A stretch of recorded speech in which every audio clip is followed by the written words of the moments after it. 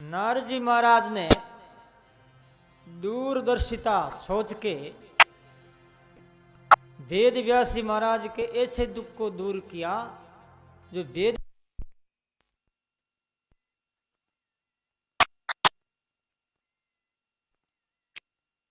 वेद व्यास जी महाराज ये सोच रहे थे कि ये सारे के सारे लोग मेरी कृति से मेरे ग्रंथ की रचना सुन करके अथवा पढ़ करके सुखी हो जाए, उन्हें मार्गदर्शन मिल जाए, इसी बात को लेकर के वो दुखी थे। वेद व्यास जी महाराज का सोचना कितना विस्तृत है, मान है, जो व्यक्ति के उस संकट को दूर करेंगे जिसे जन्म और मृत्यु कहते हैं। इस विषय में सोचा है व्यास जी महाराज ने, और ऐसे दुख को दूर किया है सतगुरु नारद जी महाराज ने। नारद जी महाराज कह करके चले जाते हैं। उसके बाद सौनक जी महाराज सूत जी से पूछते हैं कि गुरुदेव, नारद जी के जाने के बाद वेद व्यास जी महाराज ने क्या किया, उनकी क्या प्रतिक्रिया रही, उनका क्या सोच रहा, ये मैं जानना चाहता हूं। सूत जी महाराज कह रहे हैं, उत्तराचल बद्री नारायण खंड जो बद्री भगवान बसे हुए हैं, जो हमारे पूरे भूखंड की रक्षा के संकल्प लिए हुए तप कर रहे हैं, ऐसी जगह जहां सरस्वती नदी जो एक ज्ञान का प्रतीक है, उसके किनारे साम्याप्रास नाम करके आश्रम में वेद व्यास जी महाराज ने ध्यान किया। प्रत्येक प्राणी का दुख दूर करने के लिए ध्यान किया है। उस ध्यान में उन्होंने क्या देखा, एक अद्भुत दृश्य देखा। वो क्या था? कोई रो रहा है, किसी की लूट हो रही है, तो किसी को लोग मार रहे हैं। इस प्रकार का दृश्य देखा तो फिर विचार किया कि यह आदमी कोई दिख ही नहीं रहा, कौन किसको मारता है। मरने वाला तो दिख रहा लेकिन मारने वाला नहीं दिख रहा। फिर उन्होंने गहरे ध्यान किए। गहरा ध्यान में देखा कि ये माया है और ये माया की विडंबना है और ये माया प्राणी मात्र को सता रही है, दुख दे रही है। अब इस माया को दूर कैसे किया जाए? तो माया को दूर करने के लिए व्यक्तियों को माया के चंगुल से छुड़ाने के लिए उन्होंने एक ध्यान में क्या देखा कि वो एक ही उपाय है, भगवद के गुण यानी उनके चरित्र, जो परमात्मा कोटि कोटि ब्रह्मांड के रचयिता होकर के भी कभी कभी वो इस धरती पर आते हैं। ऐसे तत्व का लोगों के सामने प्रकट किया जाए। तो उन्होंने श्रीमद् भागवत की रचना की है। श्री संगीतां भागवतीं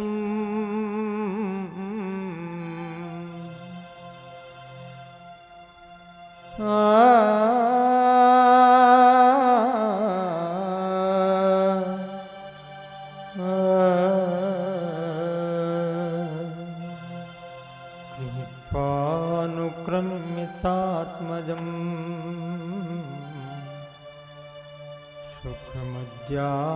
सुखमध्यापयामास निवर्ति निरतं मुनि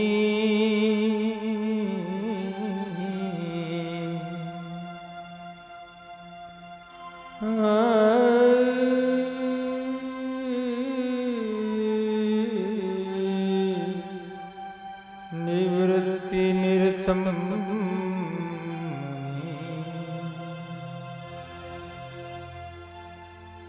श्रीमद् भागवत की रचना सरस्वती नदी के किनारे,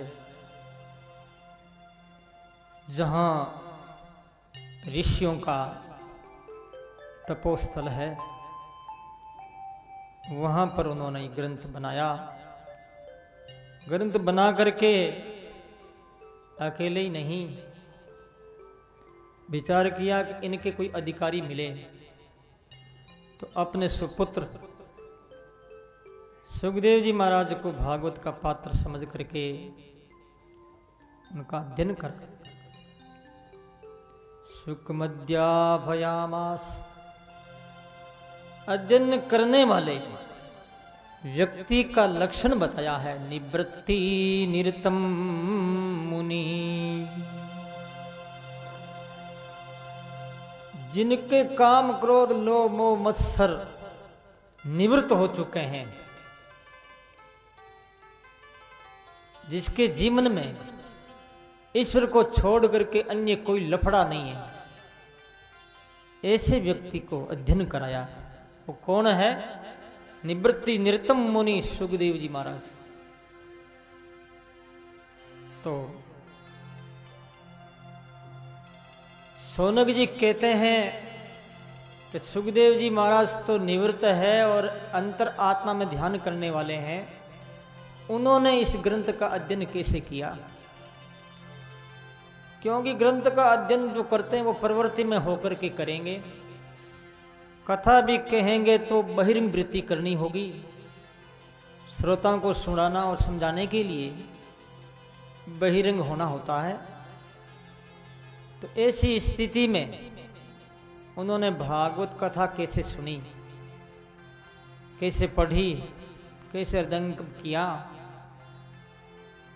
तो बोलते हैं आत्मा में रमण करने वाले महापुरुष होते हैं, वो कथा इसलिए करते हैं कि प्रत्येक प्राणी का भला हो। मैं अकेला कैसे खाऊं, ये आनंद है जिसे ब्रह्मानंद कहते हैं, परमानंद कहते हैं। इस परमानंद का स्वाद मैं अकेला नहीं लूं, दूसरों को भी दूं। दूसरों का भी इसमें हिंसा होना चाहिए। संतों के ये लक्षण है। आत्मा रामास्य मुनियो निर्ग्रंथाप्युरक्रमे कुर्वन्ते तु किं भक्ति मिथ्यं भूत गुणो हरि।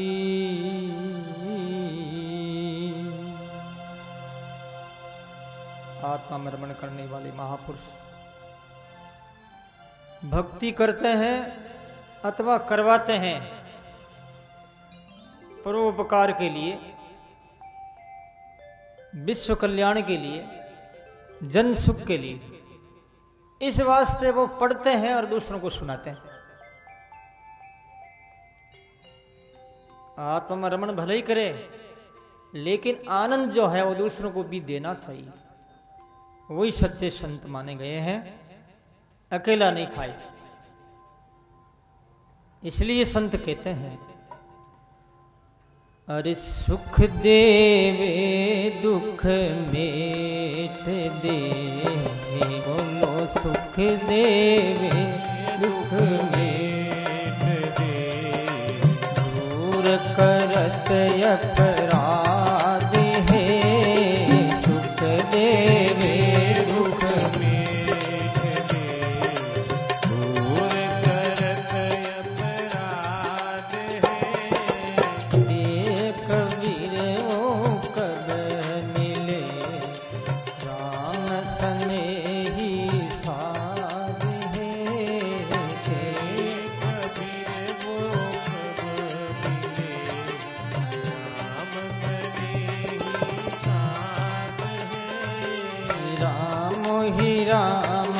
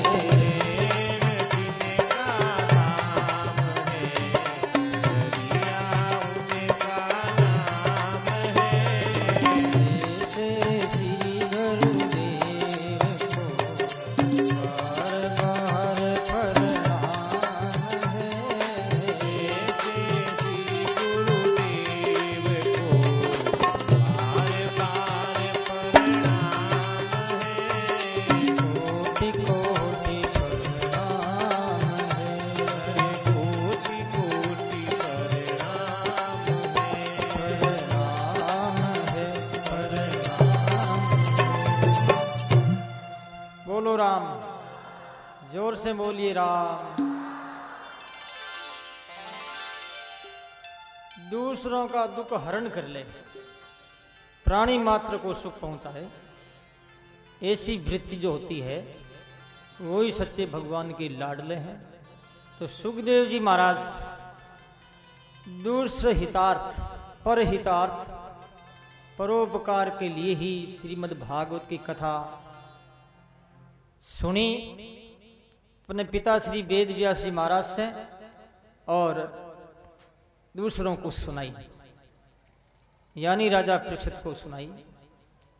प्यारे भाई माता और बहनों, सूत जी महाराज कहते हैं अब पांडवों की कथा प्रारंभ करेंगे, जिससे कि भगवान की कथा, भगवत गुणानुवाद स्वतः ही छिड़ जाएंगे, स्वतः ही प्रकट होने लगेंगे। कारण कि भगत याद ही भगवत याद है। भगवान भगत को याद करने के बाद में ही भगवान याद आते हैं। किसी पुत्र को याद करते हैं तो पिता स्वतः आता है कि ये पुत्र अमोघ पिता की संतान है, पांडव भगवान के भक्त है। इस वास्ते सुखदेव जी महाराज पांडवों को याद करते हैं। जिस समय में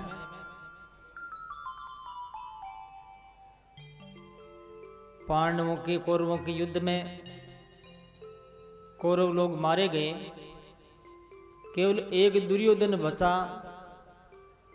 वो ही भीम के गधा प्रहार से विकलांग हुआ, जांग टूटी हुई।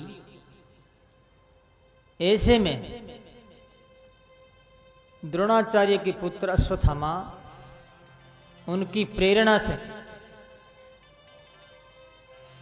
द्रौपदी के पांडवों के सोए हुए बालकों को मार दिया, उन बच्चों का सिर काट करके ले गया और दुर्योधन के सामने रखा। दुर्योधन ने देखा कि ये पांडवों नहीं, इनके बच्चे हैं, ये गलत काम हुआ। कहा भाई तुमने ठीक नहीं किया, छोटे छोटे बच्चों को मार दिया, ये अच्छा नहीं हुआ।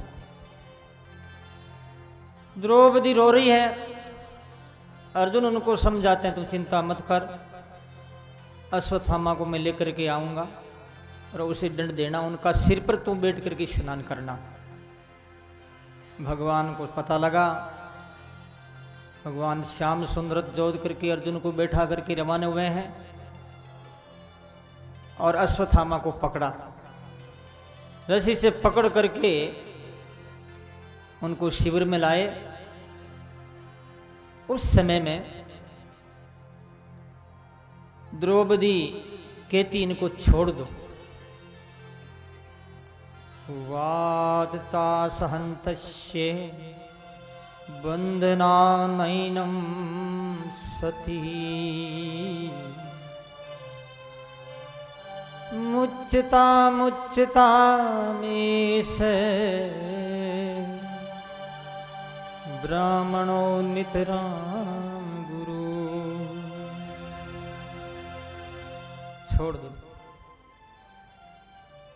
द्रौपदी कह रही है छोड़ दो, भीम कह रहे हैं कि इनको मारना चाहिए,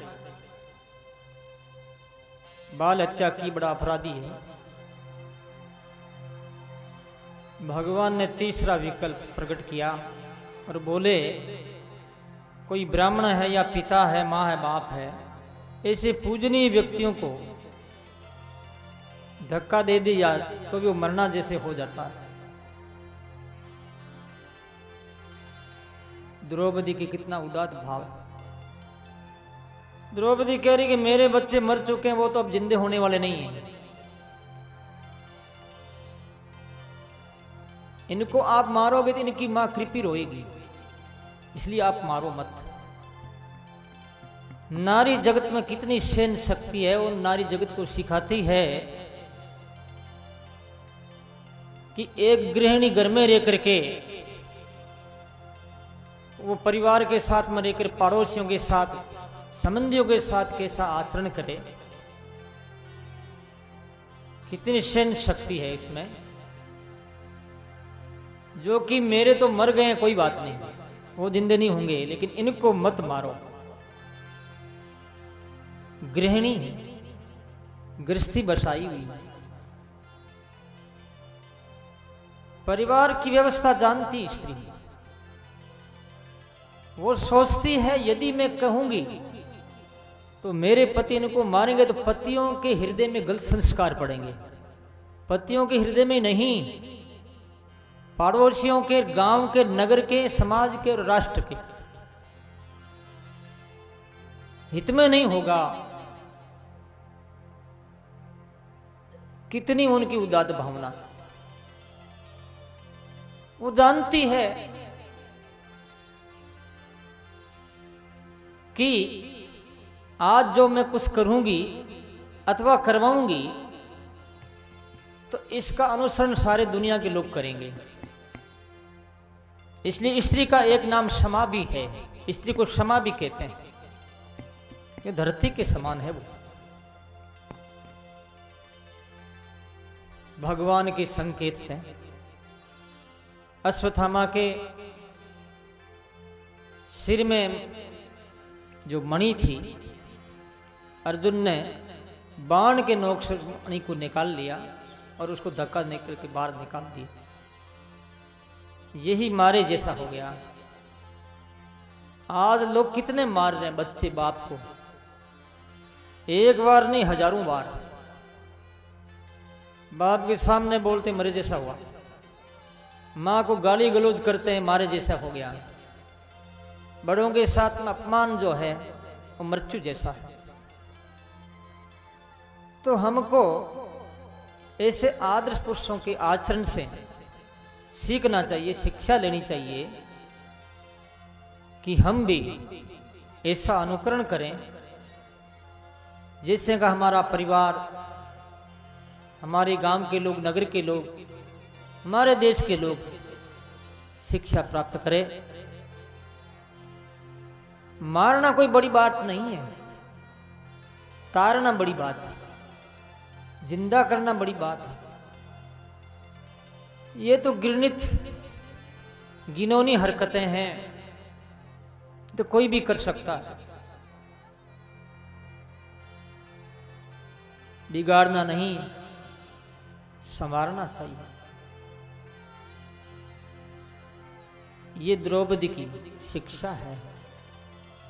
उसके बाद गंगा के किनारे बच्चों का दाह क्रिया संस्कार करके जलांजलि देते हैं, कुछ शोक भी प्रकट करते हैं। भगवान श्याम सुंदर कुंती पांडवों को समझाते हैं, बुआ साहब आप चिंता नहीं करें, दुनिया में जो चला गया वो वापस नहीं आया है। दुनिया का नियम ही ऐसा है, इन नियमों के अनुसार अपने को चलना ही पड़ेगा, तभी हम लोग सुखी हो सकेंगे।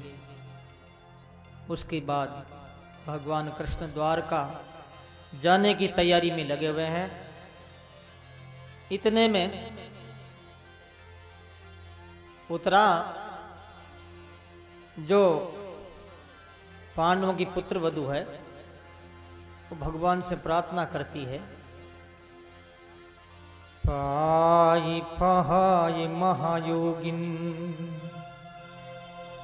देव देव जगतपते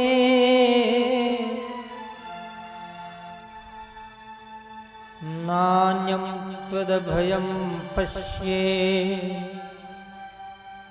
यत्र मृत्यु परस्परम्।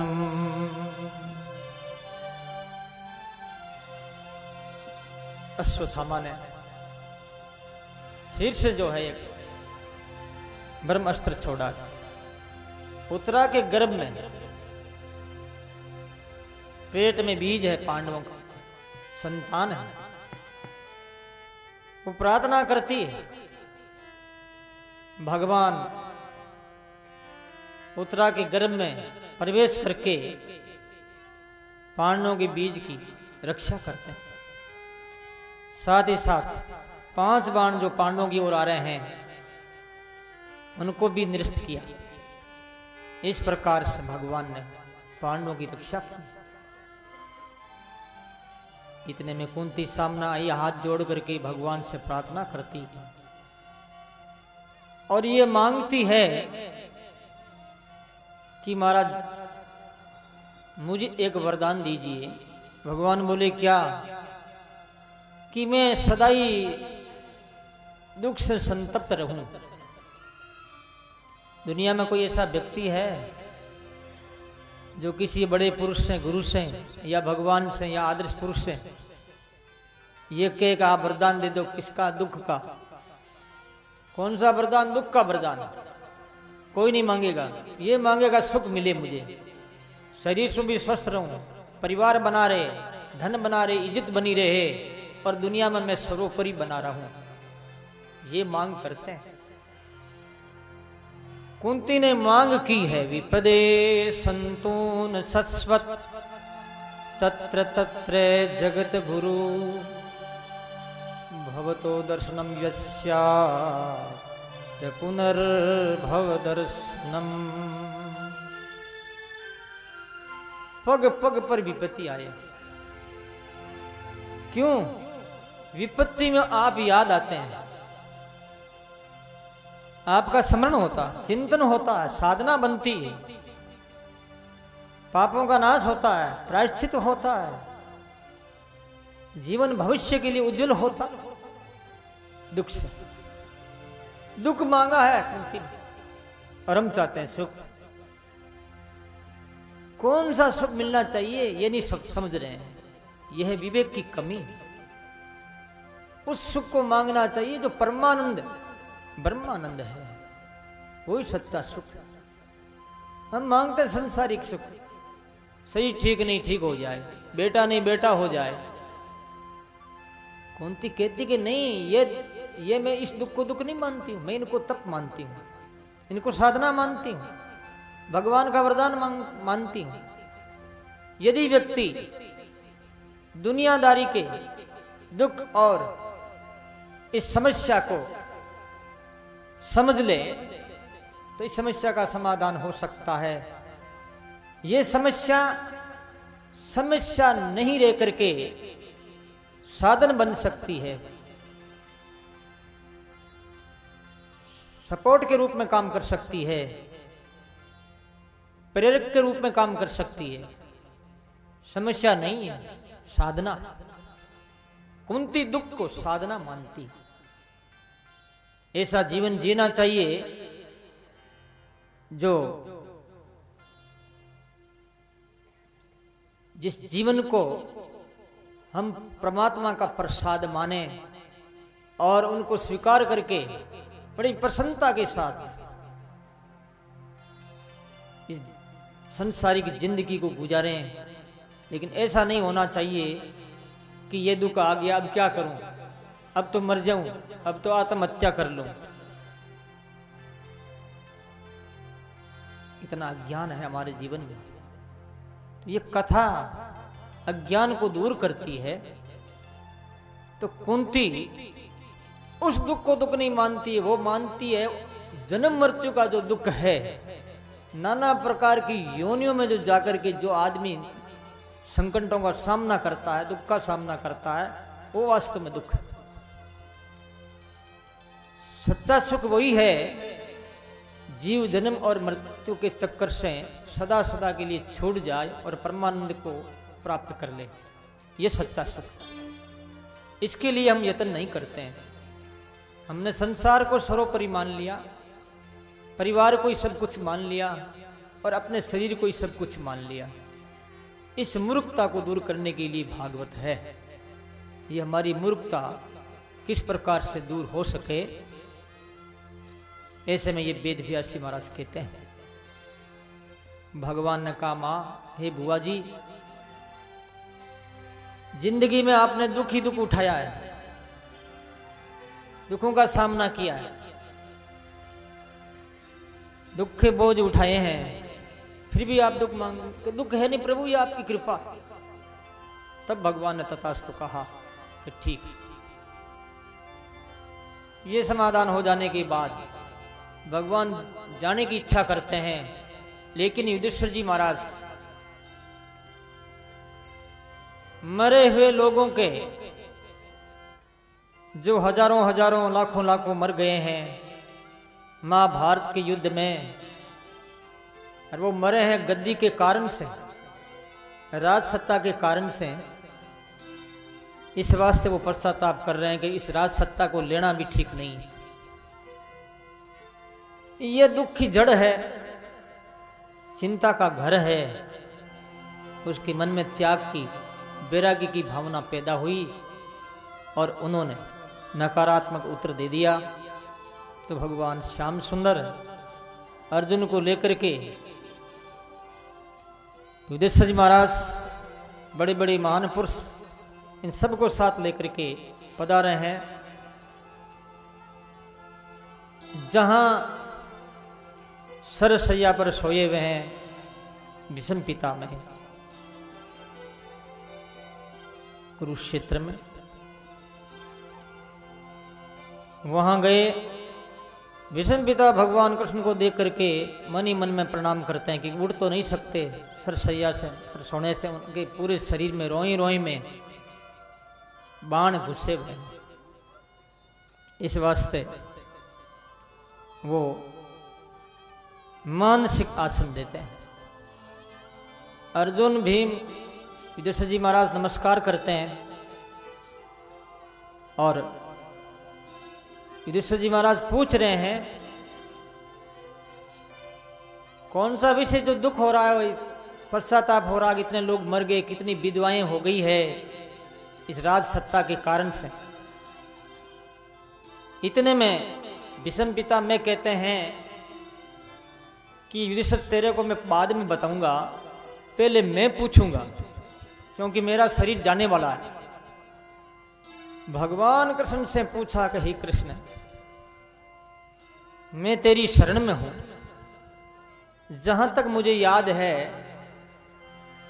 केवल इस जन्म की नहीं, 100 जन्म की मुझे याद है। मैंने कोई अपराध नहीं किया है, मैंने कोई गलती नहीं की, इनके बावजूद भी मुझे भयंकर ये बाण भेदन की पीड़ा मिल रही। इस पीड़ित हो मैं अनुभव कर रहा हूं, कौन सा पाप। भगवान श्याम सुंदर बोले दादाजी आपको पता नहीं, आपने जो गलती की है वो आपको पता नहीं, मुझे पता, शायद आपको याद नहीं रहा होगा।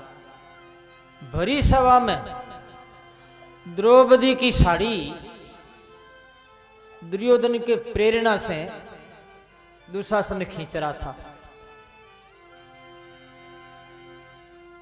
और द्रौपदी बार बार आपकी ओर देख रही थी, कृपाचार्य की ओर देख रही थी, जो आप आचार्य कहने वाले हैं, धर्म गुरु हैं।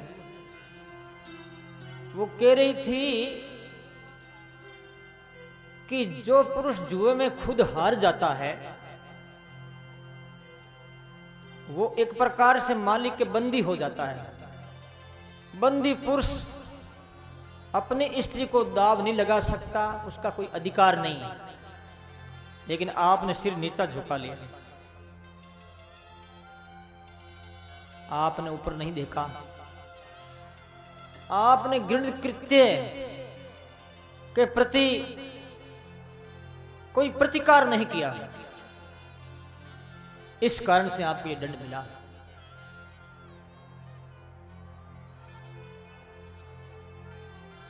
गलती करना, गलती को देखना भी अपराध, उसको 100 मिलता है, सपोर्ट मिलता का ठीक है। आज समाज इस विषय से ग्रसित है। हर कोई सोचता अपने क्या लेना, अपने क्या लेना। इस कारण से दोष प्रवृत्तियां बढ़ती जा रही है। उस समय में जो द्वापर का अंत था, कलयुग आया ही नहीं, ये स्थिति पैदा हो गई और आज ये स्थिति ने अपना पोजीशन बना लिया, घर बना लिया। अब तो घर घर की कहानी बन गई। कोई एक दूसरे का जिससे सपोर्ट नहीं कर पाते। प्यारे भाई माता और बहनों, भगवान श्याम सुंदर ने भीष्म पिता में से ये कहा, भीष्म पिता मैंने स्वीकार किया, ये मेरी गलती। उसके बाद युधिष्ठिर महाराज ने जो पूछा, राज धर्म, स्त्री धर्म, समाज धर्म, राष्ट्र धर्म, उसके विषय में उन्होंने उत्तर दिया है। और उत्तरायण आ चुका है, इस वास्ते भीष्म पिता में भगवान के सामने हाथ जोड़ करके कहते हैं, प्रभु एक मेरी प्रार्थना है। प्रार्थना यह है कि एक मेरी लड़की है, वो है कंवारी, मैं तो जा रहा हूं, उस लड़की को आप स्वीकार करें, वो कन्या कंवारी। सभा में हजारों लोग बैठे थे, बड़े बड़े ऋषि बैठे थे। बड़ों की जो कथा है, बड़ों की जो मीटिंग है, उनमें कोई न कोई रहस्य निकलता है। इस वास्ते वो लोग सुन रहे थे। लोगों ने देखा, रही ये बाबा ब्रह्मचारी, आजीवन ब्रह्मचारी रहने वाला, ये कहता एक कंवारी कन्या है, समझ में नहीं आता बात क्या है। लोग भौचक एक दूसरे की देख रहे हैं। भीष्म पिता कह रहे हैं, मेरी कंवारी कन्या एक है, वो है मेरी बुद्धिमती। बुद्धि, बुद्धि जो है उनका संबंध परमात्मा के साथ में नहीं है, ईश्वर के साथ में शादी नहीं की है, तो वो कंवारी। ईश्वर के साथ में शादी करने का मतलब है परमात्मा के साथ में संबंध जोड़ देना, ईश्वर के ध्यान में डूबे रहना, ईश्वर को स्वीकार कर लेना। ईश्वर को स्वीकार कर लेना, यही मानो उनकी शादी। प्रार्थना करते हैं, इति मतिरु कल्पिता वितृष्णा भगवती सास विभूमि। हे महाराज, मैंने अन्य अन्य साधन करके अपने अंतकरण को पवित्र कर लिया है। ऐसे पवित्र मति जो है आपके लायक है, ये मैं इसको भेंट करता।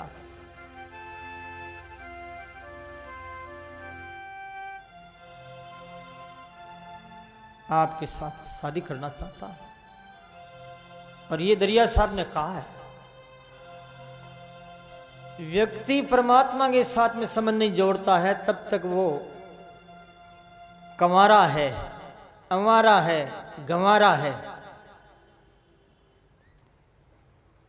ईश्वर के साथ में जो संबंध जोड़ता है, मति को लगा देता, बुद्धि को लगा देता है, वास्तव में वही सच्चा, जिसे क्या कह सकते हैं, संसारी की भाषा तो नहीं बोलनी चाहिए, उसकी शादी हुई है। वही लड़की सुहागण है, बुद्धि वही सुहागण है जो परमात्मा के साथ में संबंध हो चुका है। इसलिए दरिया साहब कहते हैं कि मेरा प्यू कौन, जो मीरा का प्यू था, दादू का था, कबीर का था, वही मेरा प्यू है, वही मेरा पति है। पति के गुणगान करते हैं, कहा कहूँ मेरे पीवे जी की बाता, क्या रे कहूँ मैं पीवे जी की बाता, जोर कहूँ सोई अंग सुहाता, जोर कहूँ सोई अंग सुहाता, क्या रे कहूँ मेरे पीवे जी की बाता, क्या रे कहूँ मेरे राम जी की बाता।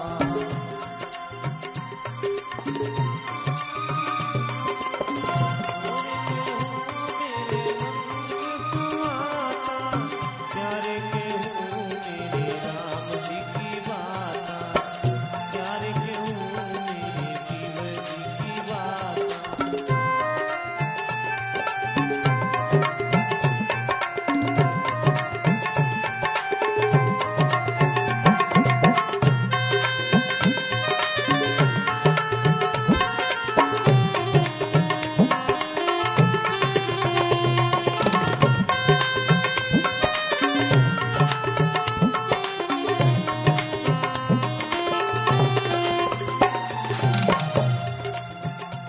कंवारापन मिटेगा। जब मैं थी कन्या कमारी, जब मेरे पाप होता सिर भारी। जब मैं थी कन्या कमारी, जब मेरे पाप होता सिर भारी। प्यार के हूँ मैं जीवजी की माता, चोर के हूँ कोई अंग सुहाता। प्यार के हूँ मेरे जीवजी की माता, जो भी के हूँ मेरे अंग सुहाता। प्यार के हूँ मेरे राम जी की माता।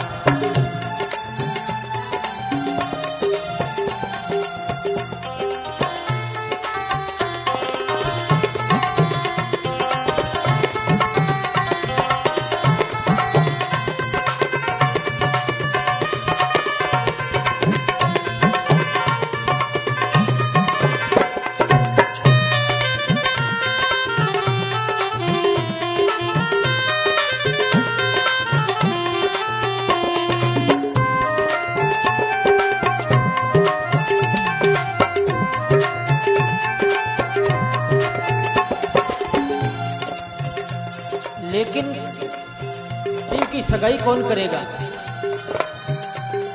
यानी जो है कंवारी लड़की की सगाई कौन करेंगे? सदगुरु। कब करेंगे?